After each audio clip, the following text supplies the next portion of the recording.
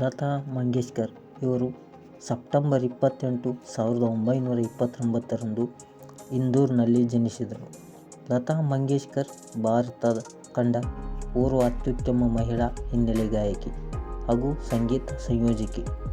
ಭಾರತದ ಗಾನ ಕೋಗಿಲೆ ಎಂದು ಪ್ರಸಿದ್ಧರಾದ ಇವರ ತಂದೆ ದೀನಾನಾಥ್ ಮಂಗೇಶ್ಕರ್ ಹಿಂದೂಸ್ತಾನಿ ಸಂಗೀತ ಗಾಯಕರಾಗಿದ್ದರು ಹಾಗೂ ಮರಾಠಿ ಸಿನಿಮಾಗಳಲ್ಲಿ ನಟಿಸುತ್ತಿದ್ದರು.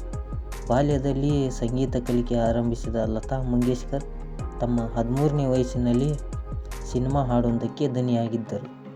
ತಂದೆಯೇ ಇವರ ಮೊದಲ ಗುರು.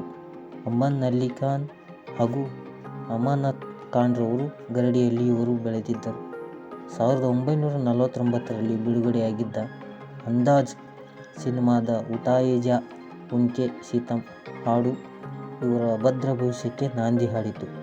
ಅಲ್ಲಿಂದ ಮುಂದಕ್ಕೆ 2000ಕ್ಕೂ ಅಧಿಕ ಸಿನಿಮಾಗಳ ಹಾಡುಗಳಿಗೆ ಇವರು ದನಿಯಾಗಿದ್ದಾರೆ.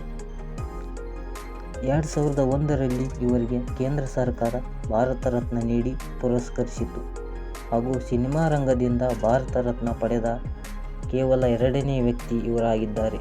ಮೊದಲನೆಯದವರು ಸತ್ಯಜೀತ್ ರೇ ಮೊದಲಿಗರು, ಇವರು ಎರಡನೆಯವರು.